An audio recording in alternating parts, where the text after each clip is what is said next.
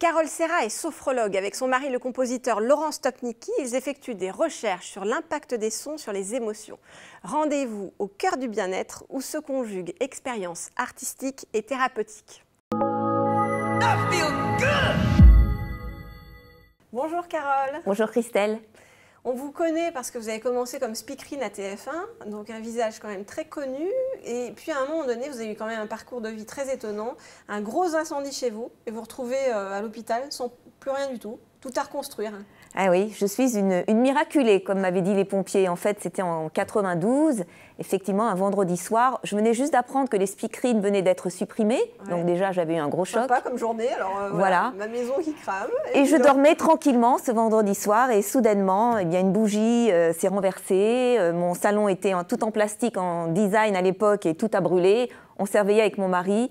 Le feu nous poursuivait, on a ouvert la fenêtre, mais on était du 6e étage, on ne pouvait pas sauter. Heureusement, miraculeusement, il y avait un petit couloir où on a pu s'échapper. Et voilà, nous sommes en vie. On a tout perdu cette nuit-là, tout. Mon mari a perdu ses instruments de musique, son home studio, tout ce qu'on peut perdre dans une vie. Vous avez tout perdu, mais tout gagné au final. Tout gagné.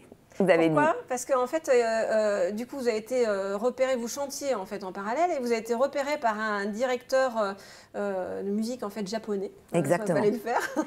Mais ça, c'était incroyable. Dans la même semaine, il y a l'incendie, notre maison brûle, on n'a plus rien et nous ne sommes plus rien, plus d'identité, plus de papier. Une semaine après, un directeur artistique de Sony Music Japon écoute par hasard ce qui vient de France et il écoute Ose. Et là, il a un coup de foudre, une révélation. Il aime la voix et puis il vient à Paris pour essayer de nous retrouver. Mais à l'époque, le contexte, c'est qu'on a tout perdu. On dort chez mes parents sur un canapé-lit et on est quand même complètement sonné en fait. Et il nous appelle et il nous dit voilà, Oseux, vous êtes bien Oseux, Carole Serra. Je dis oui, je suis chargée de vous retrouver par Sony Music Japon. Je croyais que c'était une blague, je lui ai raccroché et puis il a rappelé et on s'est rencontrés au cours d'un dîner, couscous boulette, un vendredi soir chez mon père et il nous a dit bah, écoutez, je vous invite à Tokyo. Ah bah oui, mais le problème c'est que j'avais plus de vêtements, j'avais plus rien à me mettre et c'est vraiment incroyable. J'ai débarqué avec mon mari avec ma valise remplie de vêtements que me prêtaient mes bonnes copines et d'ailleurs, ce qui est drôle, c'est que le journal Elle a... Vous êtes habillée par qui, Carole ? Bah, c'est mes bonnes copines. Les bonnes copines. Et vous êtes retrouvée dans les charts japonais en signant donc, 2 albums avec Sony et 2 avec Columbia. Tout a été très très vite et on s'est retrouvés dans les charts. Premier voyage, on nous emmène dans le métro et là, photo en grand. Mes disques étaient en vente dans tous les magasins avec baguette de pain, 1 litre de vin rouge. C'était une vie à double vitesse parce qu'à Paris, j'avais tout perdu. J'étais SDF, je pointais aux acédiques et là-bas, j'étais devenue une star en quelques mois. Donc c'est très difficile de mener à bien cette double vie de star au Japon et SDF à Paris. Mais votre vie a continué à suivre en fait des chemins assez étonnants, puisque ensuite après vous décidez de devenir sophrologue, donc vous passez le diplôme, et puis vous devenez sophrologue en parallèle dans les maternités, dans les spas. Voilà. Parce qu'en fait j'avais été très stressée par cet incendie. La nuit je me réveillais, je voyais le feu partout. Et j'ai voulu trouver une technique pour être bien déjà sur scène au Japon. Il fallait que je chante devant des millions de Japonais. Moi, je n'avais jamais chanté de ma vie. Et puis, pour me retrouver, me ressourcer, me rééquilibrer, on m'a dit, tu devrais essayer la sophro. J'ai essayé. C'est vrai que ça a été pour moi une source de bien-être incroyable. Du coup, vous en avez fait des livres. Là, on voit le livre avec votre mari, Méditation. Vous faites aussi des livres pour les enfants. Oui. Parce que je me suis aperçue que les enfants aussi étaient stressés et qu'il fallait les aider. Ouais. Et moi-même, je suis maman de 2 enfants et j'ai vu que vraiment, ça les aidait, les enfants. Et je suis ravie de faire des livres pour les petits. Et là, vous avez décidé maintenant d'allier en fait vos 2 passions, c'est-à-dire le chant et la sophrologie. Et alors, incroyable votre vie toujours, vous venez d'être signé par Live Nation, qui est quand même un énorme producteur de concerts, qui produit Sting, Tom Jones et bien d'autres. Pour faire quoi ?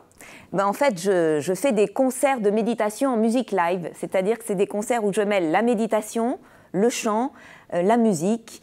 Et voilà, c'est comme ça qu'on va parcourir le monde, parce qu'on s'est aperçu que la musique, c'était un vrai langage. Et il y a des gens qui ont beaucoup de mal à méditer, c'est pas évident de... On vous voilà à l'Olympia, oui. Avec votre mari. Voilà, on a fait un showcase il y a quelques jours. Donc on avait enlevé tous les sièges à l'Olympia. Ouais. Tout le monde était sur des matelas allongés. C'était une expérience absolument géniale qu'on va renouveler bientôt au Grand Rex. Et c'est vrai que même les gens qui n'arrivent pas à méditer, lorsqu'ils entendent de la musique douce, une voix agréable et des chants, Il plonge dans la détente. Donc, on s'est dit que ce concept pouvait être international et on le fait en anglais. Et voilà, on espère voyager dans beaucoup de pays, notamment, on va démarrer à Toronto, là, début mai, après à LA et puis au Grand Rex. J'espère que vous viendrez. Bien sûr, je serai là. Odayaka, je crois que ça veut dire sérénité en japonais. C'est voilà. que vient C'est pour ça qu'on appelle notre concept Odayam. Ouais. Donc, c'est des concerts vraiment thérapeutiques. Enfin, quel est le... Oui, c'est des concerts où on suit le protocole de la sophrologie, c'est-à-dire on arrive à une étape de respiration. La respiration, c'est vraiment notre meilleur outil anti-stress. Ensuite, une étape de relâchement musculaire. Et après, la troisième étape, on embarque le public dans un voyage, des visualisations. Alors, on embarque le public dans un lac, au bord d'un lac tranquille. Vous allez monter dans une barque, vous allez vous endormir, lâcher prise, flotter, voguer, divaguer. Et le public suit, tout le monde était endormi et ça s'est très très bien passé. Je serai là, sur le lac, avec vous. Super. Je rappelle les livres de Carole. Merci beaucoup, Carole. On ressort très zen de ce plateau et puis très zen de tous vos concerts. Merci.